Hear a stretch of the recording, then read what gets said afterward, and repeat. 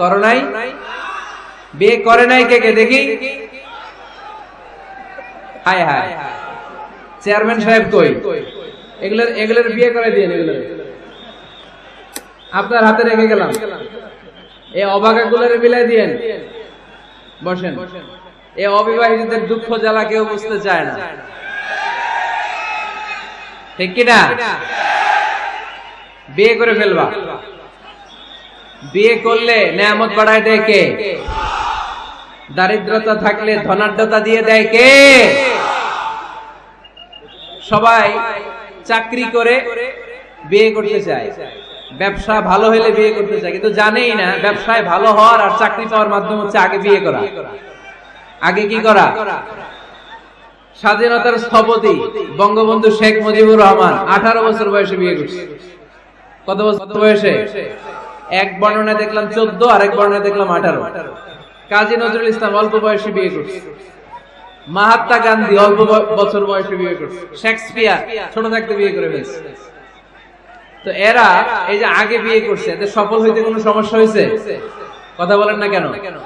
বঙ্গবন্ধু শেখ মুজিবুর রহমান উনি কি সফল রাষ্ট্রনায়ক নন? কাজী নজরুল ইসলাম সফল কবি নন? তো এদের আগে বিয়ে করা তো এদের সফলতা ঠেকায় রাখতে পারে না। এরা আগে বিয়ে করে সফল হয়েছে, কিন্তু আমরা সফল হয়ে তারপরে বিয়ের পিড়িতে বসতে চাই, ঠিক কিনা? ঝামেলাটা এইখানে।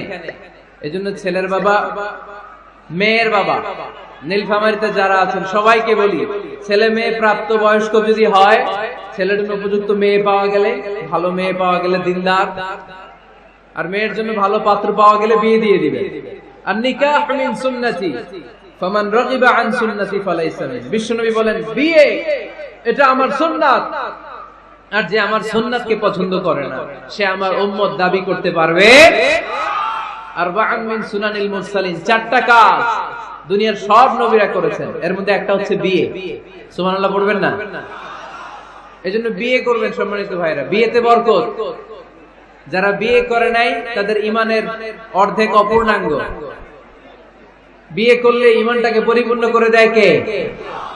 তো যারা হাত তুলছে এদেরকে আল্লাহ রূপবতী, গুণবতী, নেককার, ভদ্র স্ত্রী দিয়ে আল্লাহ ধন্য করুক। আমরা পড়ি আমিন। দেখছেন এখন গলার আওয়াজ বড় হয়ে গেছে, এখন মহা খুশি, বিয়ের কথা শুনলেই খুশি। তো আজকের আলোচনাটা যারা নিউ কাপল, নতুন বিয়ে করেছেন তাদের কাজে লাগবে, আর যারা তোমরা বিয়ে করোনি তোমাদেরও কাজে লাগবে সামনে, আর মুরব্বী যারা এদেরও কাজে লাগবে। আপনারা আপনাদের অভিজ্ঞতার আলোকে এই আলোচনার কথাগুলো আপনাদের নাতি নাতকে এদেরকে শোনাবেন। তাহলে আজকের আলোচনার বিষয় হচ্ছে হ্যাপি কাপল, সুখী দম্পতি। সুখী দম্পতি, দম্পতি মানে হচ্ছে স্বামী আর স্ত্রী। স্বামী আর স্ত্রী বানায় যেজন মিস্ত্রি, সে বড় আজব কারিগর ও মনরে, সে বড় কঠিন কারিগর। স্বামী আর স্ত্রী এই সম্পর্কটা মিলিয়ে দিয়েছেন কে? কোথায় মিলিয়ে দিয়েছেন? জান্নাতে। আওয়াজ করে বলেন কোথায়? আমাদের আদি পিতা আদম আলাইহিস সালাম, আদি মাতা হাওয়া আলাইহিস সালাম, এরা হচ্ছেন পৃথিবীর প্রথম দম্পতি। The first couple in the world, পৃথিবীর সর্বপ্রথম দম্পতির নাম হচ্ছে আদম আর হাওয়া। জান্নাতে ওনাদের বিয়ে পড়াই দিয়েছিলেন কে? তার মানে বিয়ের সম্পর্কটা এটা জান্নাতি সম্পর্ক, এটা একটা চমৎকার সম্পর্ক। এজন্য এই দাম্পত্য জীবন আমাদের এই সামাজিক জীবনের প্রভাব অনেক বেশি। অনেক দম্পতি আমাদের কাছে বলে হুজুর সুখ নাই, শান্তি নাই। স্ত্রী এসে বলে হুজুর আমার হাজবেন্ড আমাকে পছন্দ করে না, পরকিয়া করে। এই পরকিয়ার ভাইরাস বাংলাদেশে আছে না নাই? নীলফামারীতে বোধহয় নাই, আপনাদেরও আছে? আচ্ছা। আবার অনেক হাজবেন্ড এসে বলে আমার স্ত্রীর এই সমস্যা। তো এগুলো সমাজের সবচেয়ে বড় সমস্যা, ঘাতক ব্যাধির চেয়েও বড় ব্যাধি। এগুলো নিয়ে কেউ মুখ খোলে না, কথা বলে না, ফলে দাম্পত্য জীবনের কলহ এটা দুর্বিষহ হয়ে ওঠে। আজকের আলোচনার মধ্য দিয়ে আমরা জানবো স্বামী স্ত্রী কেমন করে একটা সুখী, সমৃদ্ধ, আনন্দময় দাম্পত্য জীবন লিড করতে পারে। এ বিষয়ে আমাদের জানার দরকার আছে না নাই? আচ্ছা, আপনারা শুনতেছেন? আপনাদের সকলের মনোযোগ কি আমার দিকে, না ডানে বায়ে তাকাচ্ছেন? এই দিকে এখনো থামতে পারে নাই, আপনি করাই দেন পরে। এই বাম দিকে এখনো থামতে পারে নাই। আমার মোনাজাতের সময় হয়ে আসতেছে, তোমরা ধাক্কা দিবা, আমি দোয়া করতে চলে যাচ্ছি। কিছুই নিয়ে যেতে পারলা না, তোমরা নিজেও শুনলা না, অন্যদেরকেও শুনতে দিলা না। না না, এরকম করেন না, চেয়ার দিয়ে করেন না, চেয়ার দিয়ে করেন না, রাখেন রাখেন রাখেন। আমি তো তোমাদেরকে হাত নেড়ে শান্ত হতে বললাম, এরপরে কথা কিসে রেখে?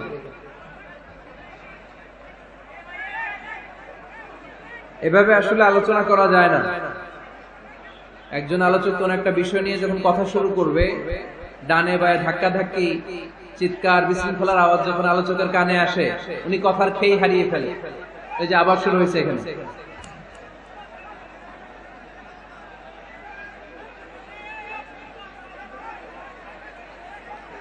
এই যে এখানে 50 জন হবে, আমার দিকে তাকাও। কি এখানে কি তোমাদের সমস্যা? কি এখানে কি জায়গা নাই? তো গো ব্যাক, পেছনে যাও, পেছনে যাও। এই যে এলইডি আছে, ওখানে বসে দেখো। ওখানে তো আমার আরো বড় দেখা যায়, ওখানে যে দেখো। এইখানে কি প্রতিটা মাহফিলে এই আমার ডান দিকে এই বাম দিকে কয়েকশো ছেলে পেলে ধাক্কা ধাক্কি করে শেষ পর্যন্ত বিশৃঙ্খলা।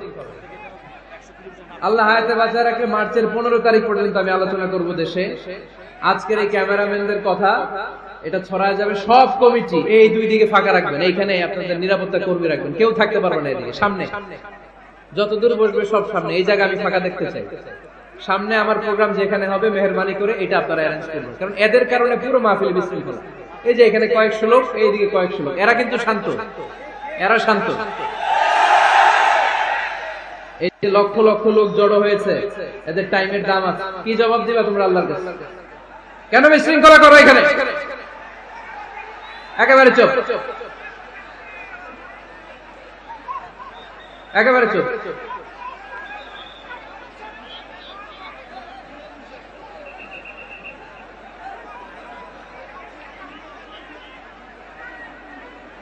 হ্যাঁ, বসে যান, বসেন।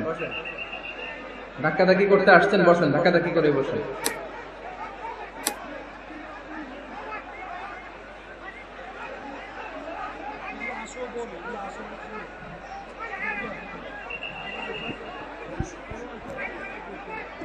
একটা তাফসীর মাহফিলের একটা ভাব গাম্ভীর্যতা আছে, এখানে কোরআনের কথা হয়। এখানে এরকম বিশৃঙ্খলা করলে মাহফিলের সৌন্দর্যটাই নষ্ট হয়ে যায়। আওয়াজ হবে না, আওয়াজ হবে না। হ্যাঁ ঠিক আছে, বসে যান। ইশারায়, মুখে আওয়াজ করা যাবে না, ইশারায়।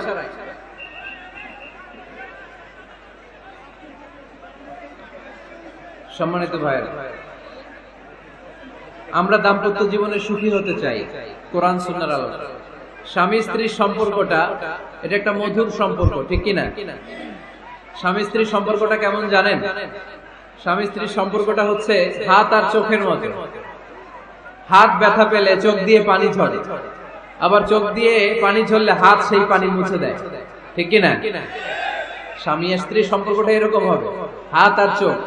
হাতে হাত কেটে গেলে চোখ দিয়ে পানি পড়ে, আবার চোখ দিয়ে পানি পড়লে হাতই ওই পানি মুছে দেয়। সম্পর্কটা এরকম থাকার দরকার আছে না নাই? আছে। আল্লাহ তাআলা স্বামী স্ত্রীর সম্পর্ককে কোরআনে পোশাকের সাথে তুলনা করেছেন।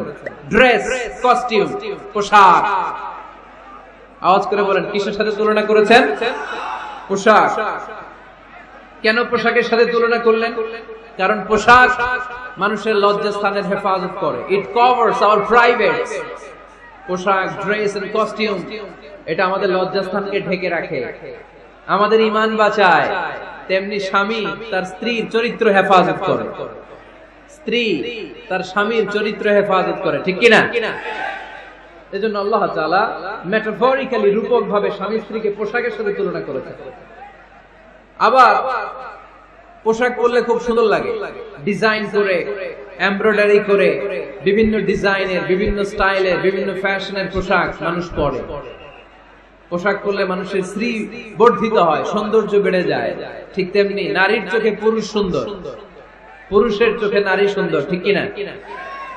পোশাকের 3 নাম্বার কাজ হচ্ছে পোশাক মানুষকে কমফোর্ট দেয়, আরাম। এই যে শীতকালে আপনারা অনেকে ব্লেজার পরে আসছেন, অনেকের গলায় মাফলার, অনেকের গায়ে চাদর, আরাম লাগে না? কথা বলেন না কেন? লাগে। আবার গ্রীষ্মকালে এই মাফলার পরে কেউ বের হয়? চৈত্র মাসে, চৈত্র মাসে নীলফামারীতে জ্যাকেট পরেন কে কে দেখি? পরেন পরেন পরেন না। এর কারণ চৈত্র মাসে পাতলা কাপড় পরতে হয়, কটনের সুতির কাপড়। শীতকালে মোটা কাপড় আরাম লাগে, দেহটাকে প্রশান্ত করে দেয়। আবার গরমকালে সুতির কটনের পাতলা কাপড় পরলে দেহটারে প্রশান্ত করে দেয়। ঠিক তেমনি স্ত্রী যখন স্বামীর সান্নিধ্য পায়, এই লাইটটা অফ থাকলে ভালো, অফ, এই লাইটটা অফ, পারলে এটাও। স্ত্রী যখন স্বামীর সান্নিধ্য পায়, স্ত্রী প্রশান্ত হয়ে যায়। আবার স্বামী যখন স্ত্রীর সংস্পর্শ পায়, স্বামীর অন্তরটারে প্রশান্ত করে দেয় কে? এজন্য আল্লাহ তাআলা নারীকে বলেছেন, নারী তোমরা হচ্ছে পুরুষের পোশাক। আবার পুরুষদেরকে বলেছেন, ও পুরুষরা তোমরা নারীদের পোশাক। পড়েন আল্লাহু আকবার। রব্বুল আলামিন বলেন, হুন্না লিবাসুল লাকুম ওয়া আনতুম লিবাসুল লাহুন। ও নারীরা, তোমরা তোমাদের স্বামীদের পোশাক, আর তোমাদের স্বামীরা হলো তোমাদের পোশাক। পোশাক যেমনি লজ্জাস্থানকে ঢেকে রাখে, ঈমান ইজ্জতের হেফাজত করে, আব্রু ঢেকে রাখে, তেমনি স্বামী তার স্ত্রীর চরিত্রের হেফাজত করে, স্ত্রী তার স্বামীর চরিত্রের হেফাজত করে। পোশাক যেমনি সুন্দর, স্ত্রীর চোখে স্বামী সুন্দর, স্বামীর চোখে স্ত্রী সুন্দর।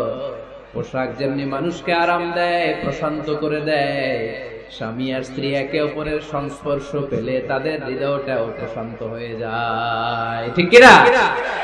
এজন্য আল্লাহ তাআলা পোশাকের সাথে তুলনা করেছেন। পোশাক একে অপরের পোশাক, পোশাক চামড়ার সাথে লেগে থাকে না, আলাদা থাকে।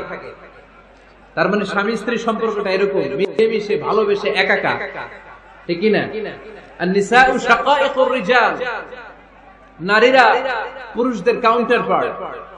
নারী হচ্ছে পুরুষের সহযোগী। এই পৃথিবীর এই সভ্যতা, এই সিভিলাইজেশন, এই উন্নয়ন, এই ডেভেলপমেন্ট, এটা শুধু পুরুষরা করে নাই। এই উন্নয়নের অংশীদারিত্বে আমাদের বোনদের, নারীদেরও হাত আছে না নাই? এজন্য কাজী নজরুল বলেছেন, এই বিশ্বে যা কিছু সুন্দর চিরকল্যাণকর, অর্ধেক তার করিয়াছে নারী, অর্ধেক তার নর। চিল্লায় বলেন ঠিক কিনা?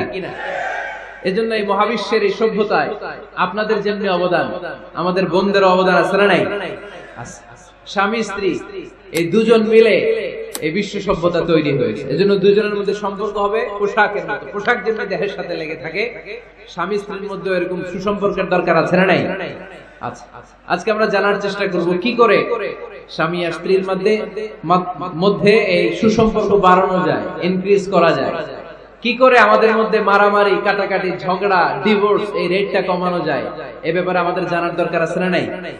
ইসলামী শরিয়া স্বামী স্ত্রী প্রত্যেককে ইন্ডিভিজুয়ালি আলাদা আলাদা কিছু দায়িত্ব দিয়েছে। স্বামীকে কিছু দায়িত্ব দিয়েছে, আবার স্ত্রীকে কিছু দায়িত্ব দিয়েছে, আবার উভয়কে কিছু দায়িত্ব দিয়েছে। আমরা শুরুতে স্বামী স্ত্রীর উভয়কে আল্লাহ তাআলা কি দায়িত্ব দিয়েছে এটা জানবো। তারপরে স্ত্রীদেরকে আল্লাহ তাআলা কি দায়িত্ব দিয়েছেন সেটা জানবো। সবশেষে স্বামীদেরকে আল্লাহ তাআলা কি দায়িত্ব দিয়েছে সেটা জানবো। এই দায়িত্বগুলো পালন করার মধ্য দিয়ে দাম্পত্য জীবনকে সুখময় করে দিবে কে? আল্লাহ। শুরুতে আমরা জানবো কালেক্টিভ রেসপন্সিবিলিটি, যৌথ দায় দায়িত্ব কি আছে স্বামী আর স্ত্রীর, কেমন করে দাম্পত্য জীবনকে সুখময়, শান্তিময় করতে হয়। একটা দাম্পত্য জীবন কলহমুক্ত করতে চাইলে, সুখময় করতে চাইলে সর্বপ্রথম স্বামী স্ত্রীর যেটা খেয়াল রাখতে হবে সেটা হচ্ছে স্বামী স্ত্রীর উভয়ের স্যাক্রিফাইসের মানসিকতা থাকা লাগবে। স্যাক্রিফাইস, আওয়াজ করে আমার সাথে সাথে বলেন স্যাক্রিফাইস। এই স্যাক্রিফাইস ছাড়া দাম্পত্য জীবন টিকবে? দুইজনেই যদি ঝগড়া করে, দুইজনেই যদি রেগে যায়, ঝামেলা আছে না নাই? স্বামী রেগে গেলে স্ত্রীকে থেমে যেতে হয়, আবার স্ত্রী রেগে গেলে স্বামীকে থেমে যেতে হয়। স্বামীও যদি রেগে যায়, স্ত্রীও যদি রেগে যায়, তাহলে তৃতীয় বিশ্বযুদ্ধ বেঁধে যাবে। ঠিক কিনা? এই জন্য রেগে গেলেন তো হেরে গেলেন, রাগা যাবে না। স্বামী যদি রেগে যায়, স্ত্রী থেমে যেতে হবে। স্ত্রী যদি রেগে যায়, স্বামী থেমে যেতে হবে। এটাই দাম্পত্য জীবনের সুখ আর সমৃদ্ধির মূল ফর্মুলা। স্যাক্রিফাইস করতে হবে। এর কারণ আপনি যদি দোষ খুঁজতে শুরু করেন, দোষ ছাড়া পৃথিবীতে মানুষ নাই, ঠিক কি না? No one is perfect in this world. এই পৃথিবীতে কেউই পারফেক্ট না। আপনি যে আপনার স্ত্রীর দোষ খোঁজেন, আপনারও দোষ আছে না নাই? আবার ভাবি যদি আপনার খালি দোষ খোঁজে, ভাবিরও দোষ আছে না নাই? না, এজন্য দোষ খুঁজবেন না, স্যাক্রিফাইস করেন, একটু মানিয়ে নিন। দাম্পত্য জীবনটা এরকমই, একটু ছাড় দিতে হয়, একটু মানিয়ে নিতে হয়। দাম্পত্য জীবনে কখনো মন খারাপ, কখনো মন ভালো, কখনো রোদ, কখনো বৃষ্টি, এই নিয়েই দাম্পত্য জীবন, ঠিক কিনা? তাহলে দাম্পত্য জীবনে যদি আমরা সুখ পেতে চাই, সকল নবদম্পতিকে বলবো একটু ছাড় দেওয়ার মানসিকতা বিল্ড আপ করেন, একটু মানিয়ে নেন, একটু মানিয়ে নেন, একটু ছাড় দেন, একটু মিলেমিশে চলেন, এক স্যাক্রিফাইস আমাদের জীবনটারে, আমাদের দাম্পত্য জীবনটাকে একটা জান্নাতি দাম্পত্য জীবন বানাই দিবে, ঠিক কিনা? দাম্পত্য জীবনকে সুখী করার 2 নাম্বার ফর্মুলা হচ্ছে ঝগড়া করা যাবে না। আপনারা ঝগড়া করেন নাকি? হ্যাঁ, বউয়ের সাথে ঝগড়া করেন না এরকম বিবাহিত পুরুষ কে কে আছেন দেখি এখানে? হাত তুলছে অনেকে, বিশ্বাস হয় আপনাদের? হ্যাঁ, অনেক ঝগড়া। হ্যাঁ, আচ্ছা, মেয়েরা বেশি করে? না না, এই মহিলা প্যান্ডেল আছে এদিকে, এদেরকে জিজ্ঞেস করলে বলবে সব দোষ আপনাদের, আর আপনারা দোষ দিচ্ছেন এদের। তো ঝগড়া করবেন না মেহরবানি করে, সম্মানিত ভাইরা, ঝগড়া করবেন না। কারণ এই ঝগড়া থেকে, সামান্য ঝগড়া থেকে অনেক সময় বিচ্ছেদের দিকে চলে যায় সম্পর্ক। ছোট্ট ঝগড়া থেকে যেতে যেতে ঝগড়া বাড়তে বাড়তে ডিভোর্সের দিকে গড়া, এরকম আছে না? নাই না। সামান্য ঝগড়া যদি বেঁধে যায়, শয়তান এটার মধ্যে বাতাস দেয়, এটারে বাড়াতে বাড়াতে শয়তান অনেক বড় করে। ইমানদারদের পরিবার ভেঙে গেলে শয়তান খুশি, আর ইমানদারদের পরিবার টিকে থাকলে আমার আল্লাহ খুশি। আমরা কার খুশি চাই? জোরে বলতে হবে, খুশি চাই কার? শয়তান সব সময় চায় ইমানদারদের ফ্যামিলি ভেঙে দিতে। Always he tries his level best to break down the relationship of a mu'min family. একজন ইমানদারের ফ্যামিলি কি করে ব্রেক ডাউন করে দেয়া যায়? যেন ঝগড়াই করব না। আপনি ঝগড়া করলে ভাবি যেন ঠান্ডা থাকে, ভাবি ঝগড়া শুরু করলে আপনি ঠান্ডা থাকবেন। ঝগড়া করা যাবে না, কিন্তু ঝগড়া হয়ে যায় ফ্যামিলিতে, এটাকে চেক দিতে হবে। ঝগড়া নিয়ে অনেক মজার মজার গল্প আছে, একটা গল্প দিয়ে আজকে শুরু করি। এক লোক মাহফিল শেষ করে 11টার দিকে বাসায় ফিরেছে। তো বাসায় ঢোকার আগে তার ওয়াইফকে ফোন দিয়েছে, ফোন দিয়ে বলতেছে, এই মাহফিল শেষ, আমি কিন্তু বাসায় চলে আসতেছি, শুরু করার আগে তাড়াতাড়ি দরজাটা খুলো। তো স্ত্রী আবার রাতের খাবার স্বামীকে ছাড়া খায় না, তো স্ত্রী দরজা খুলে দাঁড়ায় আছে, স্বামী বেচারা আসছে। আসার পরে স্ত্রীকে বলতেছে, এই শুরু করার আগে রাতের খাবার দিয়ে দাও, খেয়ে নেই। তো স্বামী ওয়াশরুম থেকে ফ্রেশ ট্রেশ হয়ে আসছে, স্ত্রী বেচারিও ডাইনিং টেবিলে খাবার দিয়েছে। এবার স্বামীও খেতে বসেছে, স্ত্রীও খেতে বসেছে। স্বামী আবার বলতে আরম্ভ করেছে, শুরু করার আগে ফ্যানটা ছাড়ো, খুব গরম লাগছে। এবার তো স্ত্রী রেগে মেগে আগে, কি আসার পর থেকে শুরু করার আগে, শুরু করার আগে, শুরু করার আগে, কি শুরু করার আগে? স্বামী বলতেছে, এই তো শুরু হয়ে গেল, এই শুরু হয়ে গেল। মানে কি? ঝগড়া। নীলফামারীর ভাইয়েরা, এটা শুরু করা যাবে না। শুরু করবেন আপনারা? ঝগড়া করবেন? আমাদের ফ্যামিলি গুলো থেকে ঝগড়াকে আজকে থেকে আমরা নো বলে দিলাম। মানে না, ঝগড়াকে কি বললাম? সবাই বলতে পারেন না, আওয়াজ করে বলেন, ঝগড়াকে আমরা কি বলবো? নো। ঝগড়া করা যাবে না। শয়তান ঝগড়া বাঁধাতে খুব উস্তাদ। সহিহ মুসলিমের হাদিস, ইন্না ইবলিসা ইয়াদাউ আরশাহু আলাল মা সুম্মা ইয়াবআসু সারায়াহু। ইবলিস তার সিংহাসন গেড়েছে সাগরের উপরে। ইবলিসের সিংহাসন কিসের উপরে? বিশাল বড় সাগর আর মহাসাগরের উপরে। ইবলিস শয়তান তার সিংহাসন নিয়ে বসা। প্রতিদিন সকাল বেলায় শয়তানগুলোরে মানব রাজ্যে পাঠিয়ে দেয়, যা তোরা মানব রাজ্যে চলে যা, যে মানুষকে ওয়াসওয়াসা দেয়, ওয়াসওয়াসা দিয়ে খারাপ কাজ করা। সারাদিন খারাপ কাজ করার পরে কি কি ওয়াসওয়াসা দিল, কি কি খারাপ কাজ মানুষের মধ্যে ঘটালো, সন্ধ্যা বেলায় সব শয়তান এসে ইবলিসকে বয়ান শোনায়। সন্ধ্যা বেলায় শয়তানগুলো এসে বলে, আমি এক লোককে দিয়ে মিথ্যা কথা বলিয়েছি, আরেক শয়তান বলে আমি নামাজ কাজা করিয়েছি এক আল্লাহর বান্দাকে দিয়ে, আরেকজন বলে আমি ওজনে কম দিয়েছি, আরেকজন বলে আমি সুদের ব্যবসার মধ্যে টাকা লাগানোর ব্যবস্থা করে দিয়েছি। এক একজন এক একটা ওয়াসওয়াসা দিয়ে আল্লাহর মুমিন বান্দাদেরকে ধোঁকা দিয়েছে। এগুলোর ফিরিস্তি এসে সব শয়তানেরা ইবলিসকে শোনায়, কিন্তু কোনো কথাতে ইবলিসের মন ভরে না। কোন শয়তান এসে বলে আমি তো এমন মদের আড্ডাখানায় নিয়ে গেছি আল্লাহর বান্দাদেরকে, এগুলো নামাজই পড়ে নাই, খালি মদ খেয়েছে। আবার কিছু শয়তান এসে বলে আমি ক্যাসিনোতে নিয়ে গেছি, ওখানে খালি জুয়া খেলছে। আবার কিছু শয়তান এসে বলে আমি বাজারের মধ্যে ফরমালিনের এই ওয়াসওয়াসা ঢুকাই দিছি।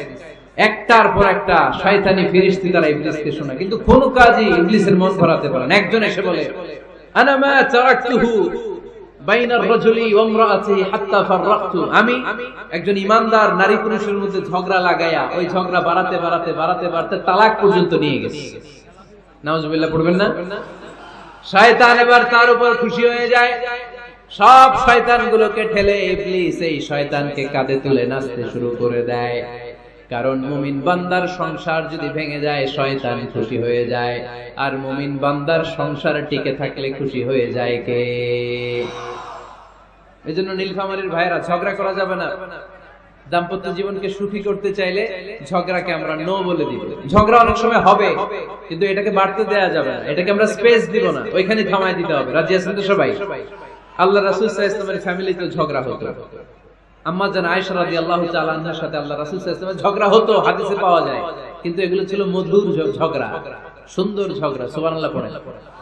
আল্লাহর হাবিব বলেন ইয়া আয়েশা ইন্নী লা আ'লামু ইযা কুনতি আননি রাদিয়া ওয়া ইযা কুনতি আলাইয়া গাদবা। ও আয়েশা, তুমি কখন আমার উপর রেগে থাকো সেটাও আমি বুঝি, আবার কখন খুশি থাকো সেটাও বুঝি। আম্মা জান আয়েশা বললেন ইয়া রাসূলুল্লাহ, ইয়া হাবিবাল্লাহ, কেমন করে আপনি বুঝেন যে আমি আপনার উপর রেগে আছি, আবার কেমন করে আপনি বুঝেন আমি আপনার উপর সন্তুষ্ট আছি?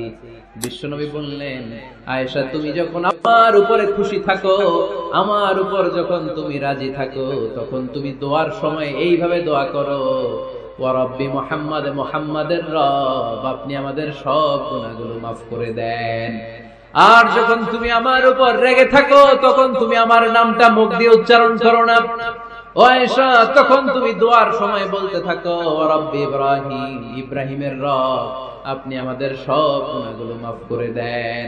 যখন তুমি খুশি তখন আমার নামটা মুখে নাও, যখন তুমি আমার উপর রেগে থাকো তখন তুমি আমার নামটা মুখে নিতে চাও না। আম্মা জান আয়েশা বললেন ইয়া রাসূলুল্লাহ, ইয়া হাবিবাল্লাহ, মা আহজুরু ইল্লা ইসমাক, আমি শুধু আমার মুখ থেকে আপনার নামটারে সরায় রাখি, আমার হৃদয় থেকে কোনোদিন আপনারে সরাতে পারি না। মা আহজুরু ইল্লা ইসমাক, নবী হে, আমি তো শুধু মুখ থেকে আপনার নামটারে বাদ দেই, আমার হৃদয় থেকে তো আপনারে বাদ দিতে পারি না। আমার হৃদয় পুরোটা জুড়ে শুধু আপনি আর আপনি। চিল্লায় পড়েন আল্লাহু আকবার। তার মানে আম্মা জান আয়েশা আল্লাহ রাসূল সাল্লাল্লাহু আলাইহি ওয়াসাল্লামের উপর রেগে থাকতেন মাঝে মাঝে, বিশ্বনবী মাঝে মাঝে রাগ করতেন। একবার খুব বেশি রাগারাগি হয়ে গেল, অনেক ঝগড়া হয়ে গেল। এবার আল্লাহ রাসূল সাল্লাল্লাহু আলাইহি ওয়াসাল্লাম খেয়াল করলেন না, এত ঝগড়া তো করা ঠিক হবে। তখন আল্লাহর হাবিব সাল্লাল্লাহু আলাইহি ওয়াসাল্লাম বললেন আয়েশা চলো মিটমাট করি। কি করি? হ্যাঁ, মিউচুয়াল করি না, মিটমাট। এই যে ঝগড়া লাগলে আবার যে মিলায়া দেয়, এটা কি বলেন আপনারা নীলফামারীতে? মিটমাট। আল্লাহর হাবিব সাল্লাল্লাহু আলাইহি ওয়াসাল্লাম বললেন আয়েশা চলো আমরা মিটমাট করি, আমরা আর ঝগড়া না করি। আম্মা জান আয়েশা বললেন ঠিক আছে চলেন মিটমাট করি। বিষ্ণু বললেন ঠিক আছে একজনকে নিয়ে আসি যে দুজনের মাঝে মিটমাট করা দিবে। কারে নিয়ে আসি? ওমরে ফারুককে নিয়ে আসি। আম্মা জান আয়েশা বলে না, ওমরও গালিব, ওমরের মেজাজ গরম, আমার ভয় লাগে। সুবহানাল্লাহ পড়বেন না? বিষ্ণু বললেন তাহলে তোমার আব্বারে নিয়ে আসি। কই নিয়ে আসেন, আব্বারে খুব ভালো লাগে। বিষ্ণু বললেন ঠিক আছে তোমার কথাই রইলো, ওমরকে ডাকবো না, তোমার আব্বা আবু বকরকে নিয়ে আসবো। বিশ্বনবী মিটমাট করার জন্য সাইয়েদনা আবু বকর রাদিয়াল্লাহু তাআলা আনহুকে ডেকে নিয়ে আসলেন। সাইয়েদনা আবু বকর রাদিয়াল্লাহু তাআলা আনহু ঘরে ঢুকলেন। বিশ্বনবী বললেন আয়েশা, আমার আর তোমার মাঝে কি নিয়ে ঝগড়া হয়েছে? কথাটা কি তুমি বলবা নাকি আমি বলবো? আম্মা জান আয়েশা বলেন আপনিই বলেন, তবে মিথ্যা বললেন না, যা ঘটছে ওইটাই বললেন। ওয়ালা তাকুল ইল্লা হাক্কান, যেটা সত্য ওইটাই বলবেন, অন্য কিছু বলবেন না। আবু বকর রাদিয়াল্লাহু তাআলা আনহু তো শুনে রেগে মেগে আগুন, কি এত বড় সাহস, বিশ্বনবীর সামনে দাঁড়িয়ে তুমি এইভাবে কথা বলো, এই আদব শিক্ষা দিয়েছি তোমাকে আমি। রেগে গেলেন, বিশ্বনবী কি সত্য ছাড়া মিথ্যা কিছু বলবেন? রেগে মেগে চিৎকার করে মেয়ের গালের মধ্যে দিলেন এক চপেটাঘা, এক থাপ্পড় খেয়ে আম্মা জান আয়েশা উল্টায় পড়লেন। আবার মারার জন্য সাইয়েদনা আবু বকর রাগে গড়গড় করছিলেন, মেয়েরে আবার মারার জন্য উদ্যত হলেন।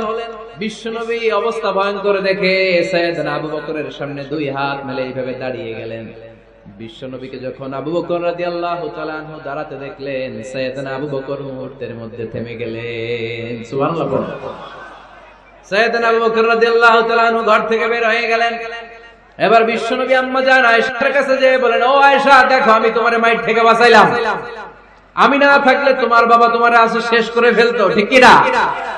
আমি বাঁচাইছি তোমারে। ইয়া আয়েশা কাইফা রাআইতিনি আনখাসতুকি মিনার রাজুল, দেখছো আয়েশা কেমনে বাঁচাইলাম তোমারে?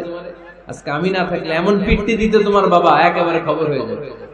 আম্মা জান আয়েশা লজ্জায় পড়ে গেলেন, হেসে দিলেন, বিশ্বনবীও হেসে দিলেন। সুবহানাল্লাহ পড়ে। দুইজনের এই হাসির আওয়াজ ঘরের বাইরে থেকে সাইয়েদনা আবু বকর শুনতে পেলেন। উনি শুনে তো অবাক, কিরে এতক্ষণ তৃতীয় বিশ্বযুদ্ধ, এখন আবার হাসে। ঘরে ঢুকলেন, ঘরে ঢুকার পরে আবু বকর রাদিয়াল্লাহু তাআলা আনহু বিশ্বনবীর বলেন, ইয়া রাসূলুল্লাহ আশরিকানি ফি সিলমিকুমা কামা আশরাকতুমানি ফি হারবিকুমা, হে আল্লাহর রাসূল, আপনারা ঝগড়া লাগলে, আপনারা দুইজন ঝগড়া লাগলে মিটমাট করার জন্য আমারে জেনে ডাকেন। আপনারা যখন সুখ আনন্দ আর হাসাহাসিতে ব্যস্ত থাকেন, ওই হাসির সময়গুলোতে শেয়ার করার জন্য তখনও আমার একটু ডাকেন। পড়েন সুবহানাল্লাহ। ও নবী, শুধু ঝগড়ার সময় ডাকেন না, শুধু মিলায় দেওয়ার জন্য ডাকবেন না। আপনাদের মধ্যে যখন সুখকর আনন্দময় হাসাহাসির মুহূর্তগুলো কাটে, ওই মুহূর্তগুলোতেও আমাকে এনে আপনারা শেয়ার করে দিয়েন। পড়েন সুবহানাল্লাহ। মুসনাদ আহমদ ইবনে হাম্বলের হাদিস। এই হাদিস প্রমাণ করে আল্লাহ রাসূল সাল্লাল্লাহু আলাইহি ওয়াসাল্লামের ঘরে ঝগড়া হতো স্ত্রীদের সাথে, তবে মধুর ঝগড়া, শিক্ষণীয় ঝগড়া। আওয়াজ করে বলতে হবে, ঠিক কি না? এজন্য ঝগড়া হবে, কিন্তু ঝগড়াকে বাড়তে দেয়া যাবে। তাহলে দাম্পত্য জীবন সুখময় করতে চাইলে 1 নম্বরে স্যাক্রিফাইস, 2 নম্বরে ঝগড়াকে আমরা কি বলে দিছি আজকে? ভুলে গেছি। ঝগড়াকে কি বলবো? নো। তাসলিমা নামে একটি মেয়ে হারিয়ে গেছে। ওসি সাহেব বলেছেন পিছনে পুলিশের কাছে যদি পাঠিয়ে দিতে পারেন ভালো হয়। ছোট্ট মেয়ে দেখলে জিজ্ঞেস করবেন তোমার নাম কি, যদি বলে তাসলিমা, 6 বছর বয়স, ওকে পাঠিয়ে দিবেন। 3 নাম্বার, দাম্পত্য জীবন সুখময় করতে চাইলে দাম্পত্য জীবনের কোনো গোপন কথা কারোর সাথে শেয়ার করা যাবে না। এটা কবিরা গুনাহ, এটাকে হারাম বলে ঘোষণা দিয়েছে কে? এটাকে বিষ্ণু বলেছেন আযমুল আমানা। স্বামী স্ত্রীর মধ্যে যে অন্তরঙ্গ মুহূর্ত কাটে, এই মুহূর্তগুলোর কথা কারোর সাথে শেয়ার করা যাবে? নীলফামারীর যুবক ভাইরা চিল্লায় বলে, এগুলো শেয়ার করা যাবে? বিষ্ণু বললেন খবরদার, এটা আযমুল আমানা। স্বামীর সবকিছু স্ত্রীর কাছে আমানত, স্ত্রীর সবকিছু স্বামীর কাছে আমানত। আবার বিষ্ণু বলেছেন, যারা স্বামী স্ত্রীর গোপন দাম্পত্য জীবনের কথা অন্যের কাছে শেয়ার করে দেয়, তারা হলো আশারুন নাস, পৃথিবীর মধ্যে সবচাইতে নিকৃষ্ট মানুষ। এরা নিকৃষ্ট, এদের চাইতে নিকৃষ্ট আর কেউ হতে পারে না। উলাইকা কাল আনআম বাল হুম আদাল, এরা পশুর চাইতেও নিকৃষ্ট, যারা স্বামী স্ত্রীর প্রাইভেট কথা, পার্সোনাল কথা মানুষের কাছে বলে বেড়ায়। আসিবাউ হারাম, এই গোপনীয় সব কথাগুলোকে অন্যের কাছে প্রকাশ করা হারাম করেছে কে? চিল্লায় বলতে হবে কে? তাহলে খবরদার, নিজেদের দাম্পত্য জীবনের কোনো কিছু অন্যের সাথে শেয়ার করবেন না।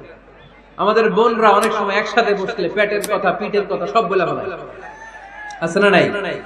না বোনেরা, সব শেয়ার করলেও আপনাদের দাম্পত্য জীবনের কোনো কথা কখনো কারোর সাথে শেয়ার করতে পারবেন না।